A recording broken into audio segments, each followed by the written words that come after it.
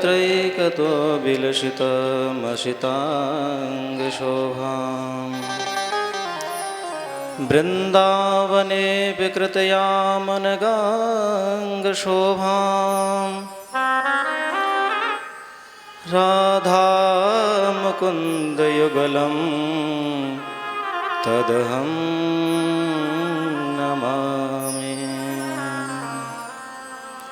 तदेव रम्यं रुचिरं नवं नवं तदेव सस्वन्मनसो महोत्सवम् तदेव सोकार्णवशोषणं नृणां यदुत्तमश्लोकयशोऽनुगीयते। गुरुर्ब्रह्मा गुरुर्विष्णु गुरुर्देवो महेश्वर गुरुर्साक्षात् परं ब्रह्म तस्मै श्री गुरुवे नमः।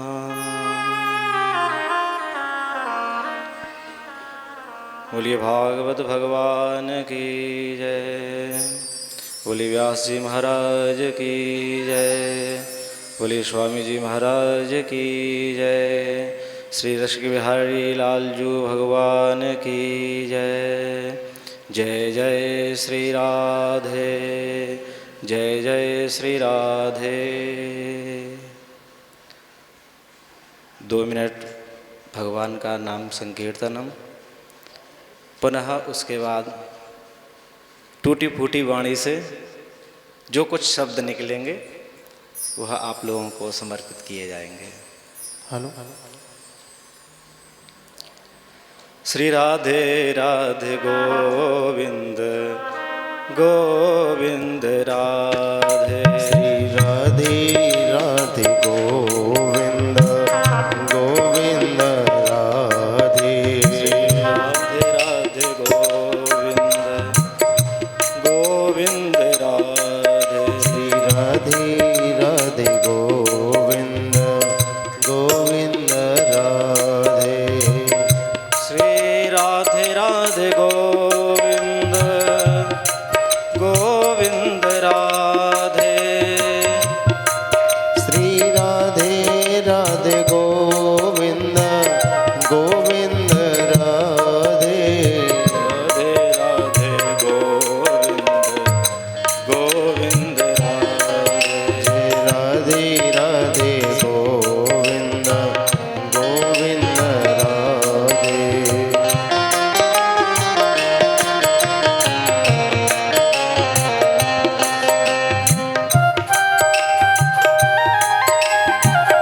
गोविंद राधे।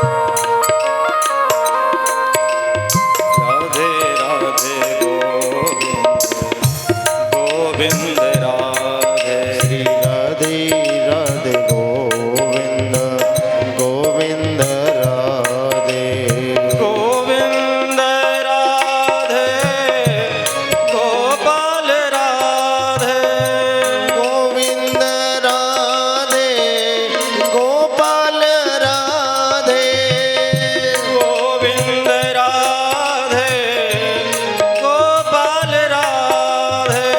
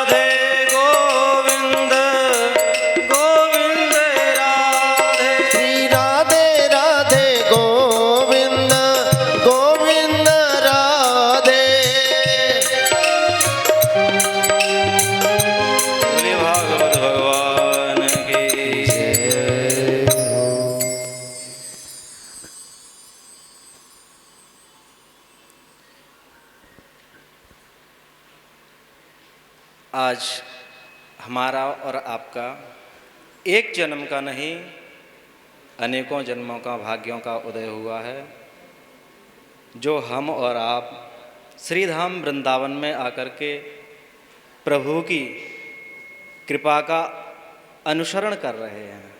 उनकी अवगाहनी जो भागीरथी गंगा है, उसमें आकर के हम और आप स्नान कर रहे हैं। एक जन्म का नहीं, अनेकों जन्मों का। भाग्योदयन बहुजन्म समर्जितेन सत्संगमम चलवते पुरुषो यदा वै अज्ञान हेतु कृत मोह मदांधकार नाशम विधाय ततो देते विवेक। महापुरुषों की सानिधि ऐसे नहीं मिलती है।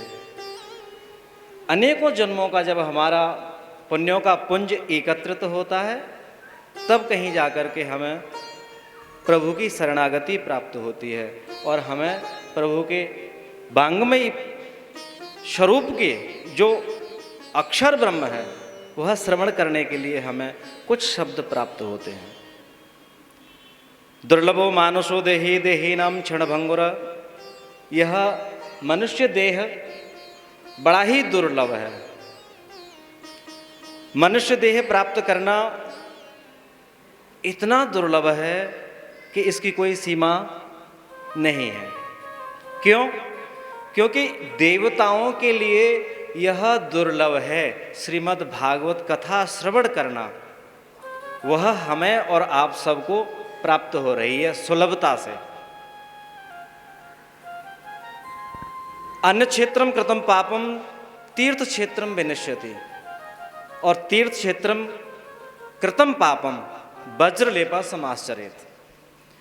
अन्य क्षेत्रों में किया हुआ जो पाप है, उसका प्रक्षालन हमारा और आपका श्रीधाम वृंदावन में आकर के कथा श्रवण करने से सारा पाप का प्रक्षालन हो जाएगा। और यहाँ आकर के तीर्थ में किया हुआ जो पाप होता है, वह वज्र के समान हो जाता है। वज्रलेप समाश्चरित, वह वज्र के समान हो जाता है। इससे बढ़िया तो एक सुंदर भाव है, नीति शास्त्र में आता है, अग्निदापे च मे दुखम ना दुखम लोह ताड़नेत यद भवेद महादुखम गुंजा सह तुलनम। हमें और आपको यह मनुष्य स्वरूप प्राप्त हुआ है, परंतु वह सोना किस बात के लिए कहता है कि मुझे अग्नि में तपाने से मुझे कष्ट नहीं होता है। अग्नि दापे च मे दुखम, अग्नि में तपाया जाए मुझे दुख नहीं होता है। ना दुखम लोह ताड़नेत, अगर कहीं मुझे लोही से ताड़ना दी जाए तब भी मुझे कष्ट नहीं होता है। यद भवेद महादुखम, अगर कहीं दुख होता है मुझे, महादुख, गुंजा सह तुलनम। जंगल की एक जड़ी होती है जिसे गुंजा कहते हैं हम और आप सब, वह एक रत्ती की होती है। उस गुंजा के साथ में उस सोने को जब तोला जाता है तो वह यह कहता है, धिक्कार है मेरे लिए, मैं इतना कीमती हूँ, मुझे सब लोग अपने गले का आभूषण, हाथों का आभूषण बना करके धारण करके रहते हैं, मुझसे अपनी शोभा मानते हैं, परंतु फिर भी मेरी तुलना एक जंगल की जड़ी के साथ में कर दी जाती है, इसलिए मैं अपने आप को धिक्कारता हूँ। हम और आप सब मनुष्य हैं। अब मनुष्यों की कहीं भगवान व्यास ने मनुष्यों की सुगर, कुत्ते, ऊंट इत्यादियों से तुलना की गई है, परंतु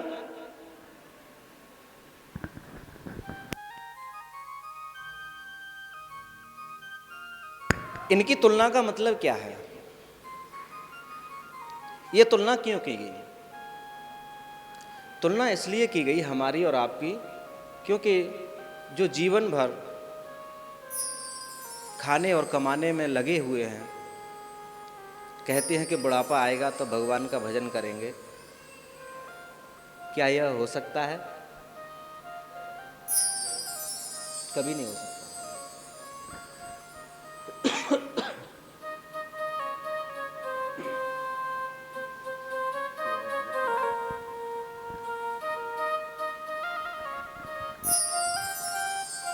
तो हमें और आपके लिए सबसे पहले क्या करना चाहिए?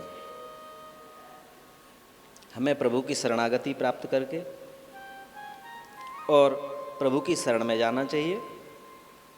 नहीं तो व्याजस्य आचरणम दर्वस्य च वयो विद्या गजेन्द्रस्य का जातिर्विदुरस्य यादवपते रुग्रस्य किम पौरुषम कुब्जाया कमनीय रूपमधिकम किम तत्सुधाम्नो धना।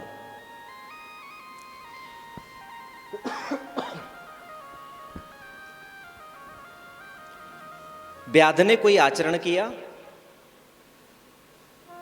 व्याजस्य आचरण, ध्रुवस्य वयो, क्या ध्रुव वय थे, युवा थे, छोटे से थे, नन्हे से थे।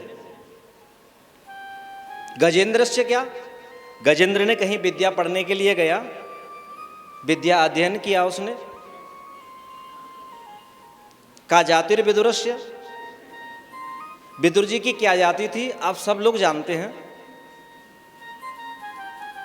यादव पते रुग्रस्य किम पौरुषम, उग्रसेन जी का क्या पौरुष था जिनको उनके ही पुत्र ने ले जाकर के जेल में डाल दिया, क्या पौरुष रहा।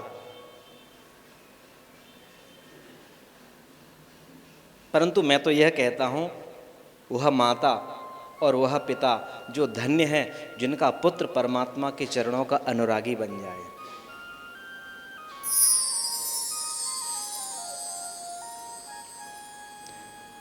माता ने लखनलाल जी से एक ही शब्द मांगा, बोले बेटा तू परमात्मा के चरणों का अनुरागी बन जा। यह सब कुछ नहीं है, संसार दिख रहा है बेटा, यह नश्वर है। यह महल खड़े हुए हैं सब नश्वर हैं, इनकी सीमा कहीं तक है। परंतु मेरी कोख को पवित्र करना चाहता है। फूलों से बड़ी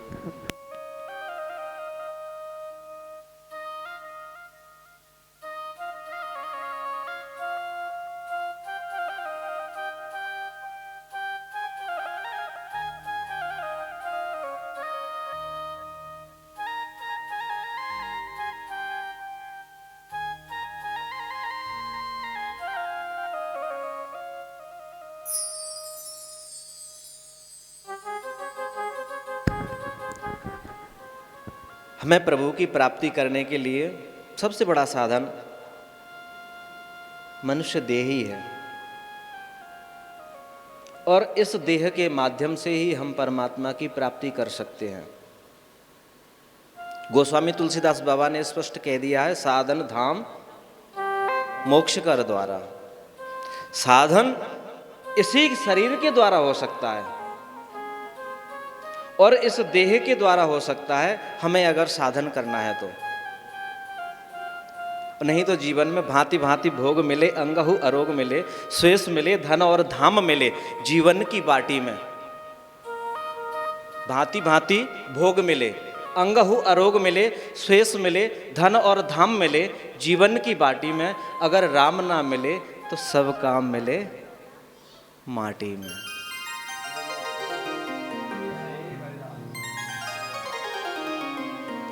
हमारा मनुष्य शरीर प्राप्त करना सार्थक तभी होगा तब हम प्रभु को प्राप्त कर लें।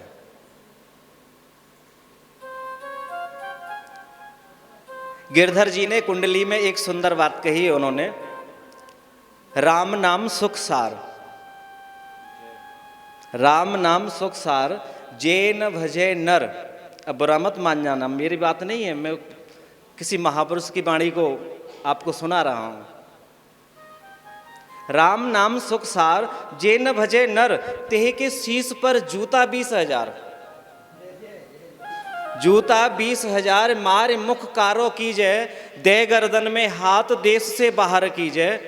कह गिरधर कबीराय सुनो भाई गोविंदु, और जो राम नाम नहीं रटे सो पापी कैसा हिंदू।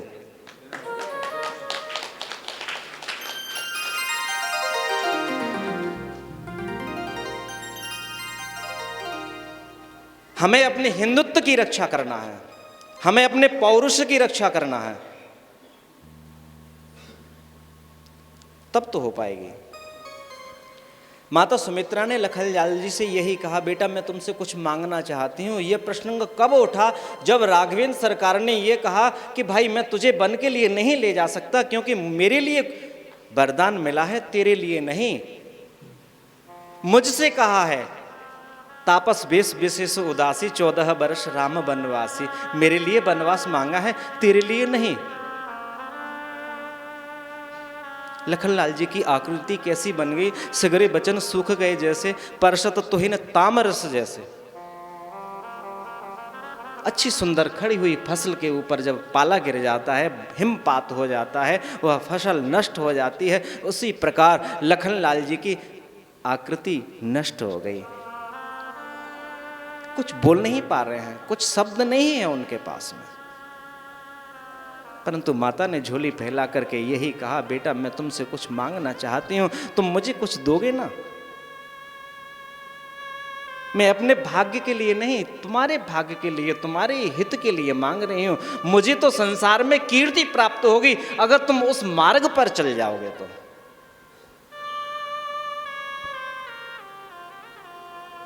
झोली फैला करके कहा माता ने, पुत्रवती युवती जग सोई,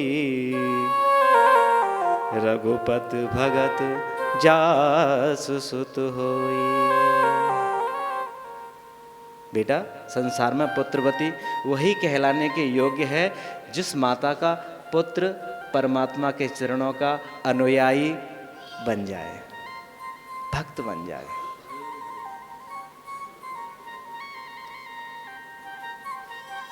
तो लखनलाल जी ने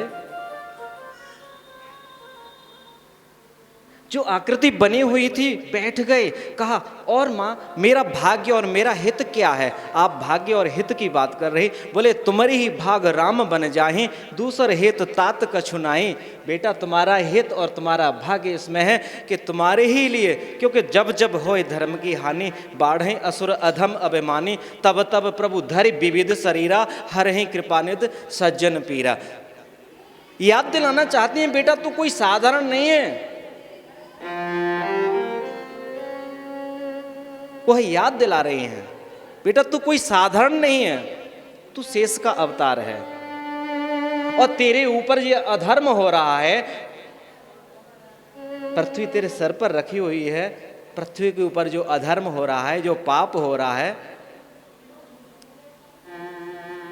जब तक तू वन के लिए नहीं जाएगा, बनने के लिए, वन का मतलब क्या है? बनना। वन में नहीं जाओगे तब तक नहीं बनोगे। वन का तात्पर्य दूसरा है, महापुरुष कहते हैं वन का मतलब है एकांत, साधना, भजन। घर में रह करके भी वन मान सकते हो आप। मनसस्य जयाल लोभात पाखंडे खंडतांगकः। मन से आप लोभ, मन से आप पाखंड, मन से अनेक प्रकार के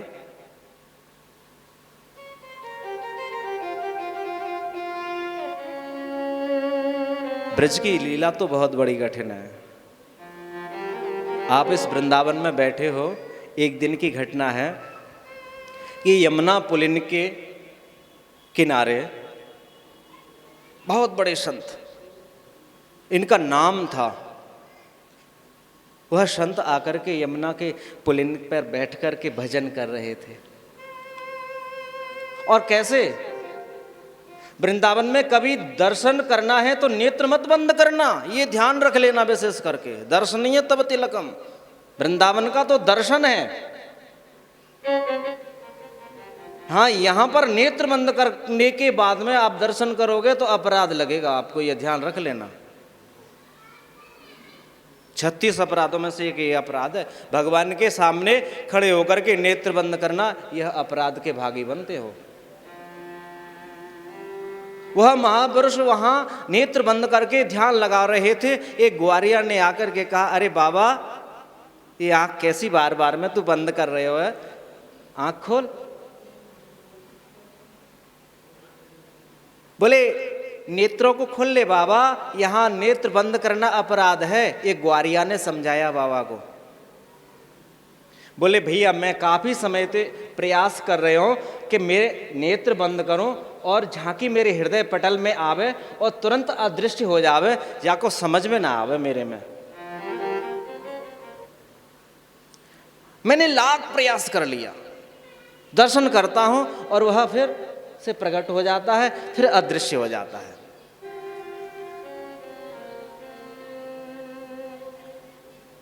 वो यहां से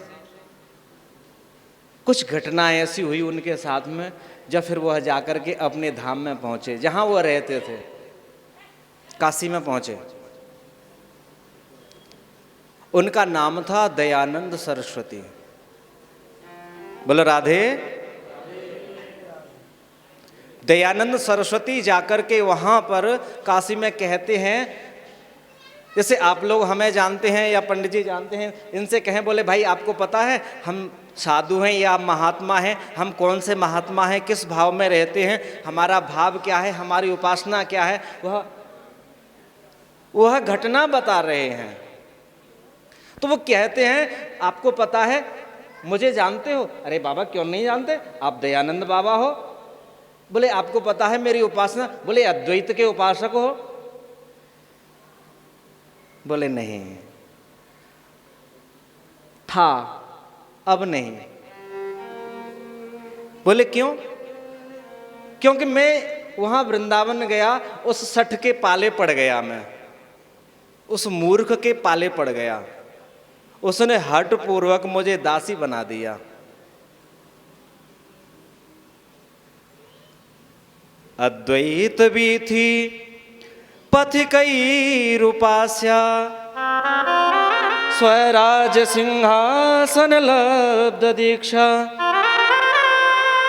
सठेन केनापि वयं हटेन, दासी कृता गोपवधूव्रटेन। मुझे दासी बना दिया, मैं महापुरुष नहीं रहा। चैतन्य महाप्रभु कहते हैं अपनी वाणी में, कहते हैं न हम विप्रेण च नरपति, न शूद्रो न वैश्यो, न हम कुल स्त्री। मैं स्त्री नहीं रहा, मैं पुरुष नहीं रहा, मैं महापुरुष नहीं रहा, मैं कुछ भी नहीं रहा। बोले आप कौन रहो, कौन हो? तो मैं कौन हूं? अहम गोपी भरत कमलयो दास दासानुदास। मैं गोपियों का दास हूं। तो ये वृंदावन ऐसा वृंदावन है, और इस वृंदावन की महिमा जहाँ तक कही जाए, सुनी जाए, वह कम है। आप जिस भूमि में बैठ कर के कथा सुन रहे हैं, वह भूमि कितनी पवित्र है आप लोगों को किसी को पता नहीं है।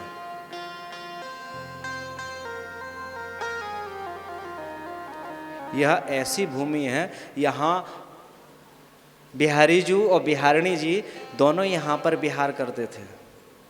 रसिक बिहारी जी यहाँ खेलते थे। यहाँ जो रसिक देव आचार्य जी थे, उनके साथ में यहाँ लीला करते थे।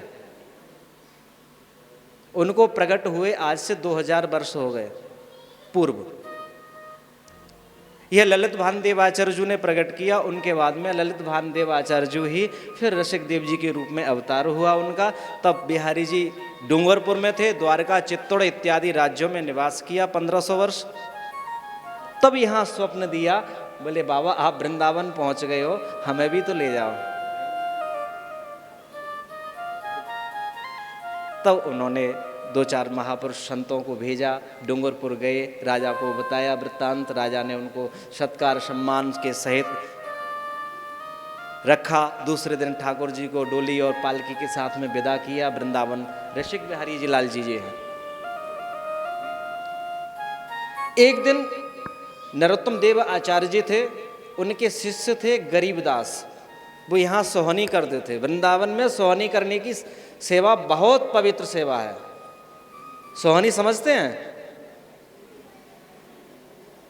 घर में झाड़ू लगाओ ना, बातें सोहनी के, घर में कहें झाड़ू लगाए वो। वैसे घर में कहने का शुद्ध शब्द है बुहारी। घर में कहते हैं उसको बुहारी, और जमादार लोग लगाते हैं उसको कहते हैं झाड़ू, और महापुरुष संत जो करते हैं उसको कहते हैं सोहनी। तो यहाँ सोहनी सेवा करते थे। एक दिन ठाकुर जी के चरण कमल में स्पर्श हो गई और जय जय ने जाकर के जय जय को बताया। बोले बाबा, हमारे जो बाबा हैं सोहनी करें, वो हमें लीला ना करने देवे। अच्छा, उनसे बोल देंगे। उनसे बोल दिया गरीबदास जी से। आचार्य चरण ने जब बोला तो उन्होंने भोजन पानी सब छोड़ दिया था। दिन भर रोते रहे। बताओ मैं कितना बड़ा दुष्ट हूं कि मेरे हाथ से सोहनी प्रभु के श्री अंग से स्पर्श हो गई।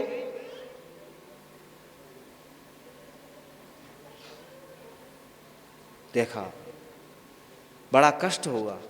ठाकुर जी रात्रि में बाबा को स्वप्न दिया। बोले बाबा, जैसे वो सेवा करते हैं उनको वैसे ही करने दो। दूसरे दिन बड़े प्रसन्नता से उसी तरीके से सेवा करने लगे। और फिर यही रसिक बिहारी जी उनकी पीठ पर बैठ जाते थे, उनको गुलचा मारते थे, उनको सोहनी नहीं करने देते थे। जब उन्होंने जाकर के आचार्य चरण से कहा, बोले आचार्य चरण, ये हमें सेवा नहीं करने देते हैं सरकार। बोले तुम जानो या सरकार जाने, हमारी कोई बस की बात नहीं है। आचार्य चरण ने सोचा, बोले यह सौभाग्य मुझ दास को प्राप्त नहीं हुआ, इस सोहनी करने वाले को।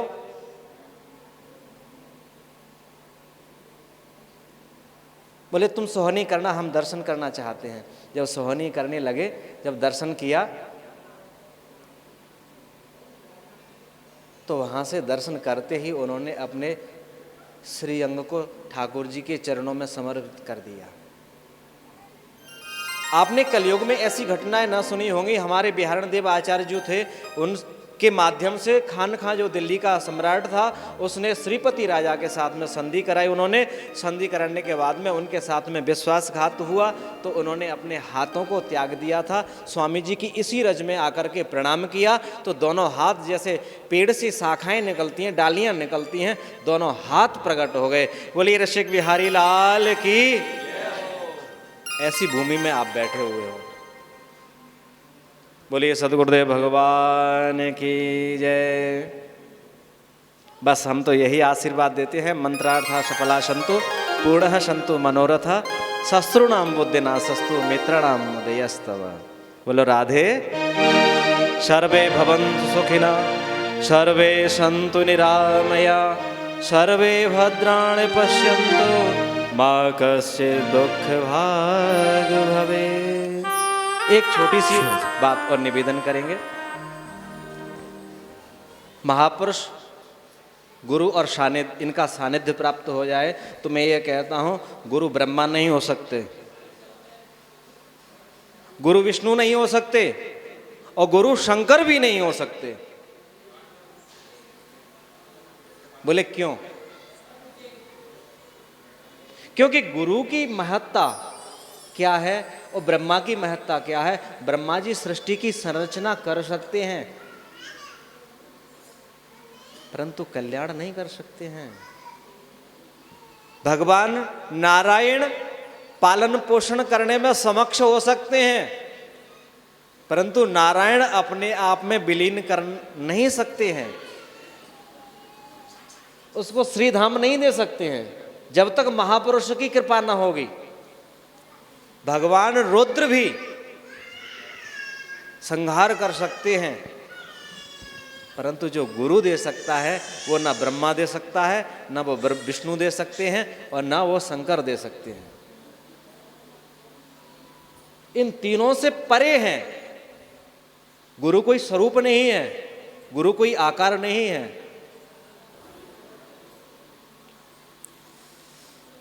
गुरुमुख मनधित्य प्राहोरभ्य छंदांसि यस। जो गुरु के मुख के द्वारा जो शब्द ब्रह्म हमारे कर्ण रंध्र के द्वारा हमारे हृदय पटल में जाता है वह गुरु है। बोलो राधे। इसी के साथ अपनी वाणी को जो कुछ शब्द निकले हुए हों वो आप जानो। बोलो राधे। बोलिए संत भगवान की जय। जय श्री राधे। इनकी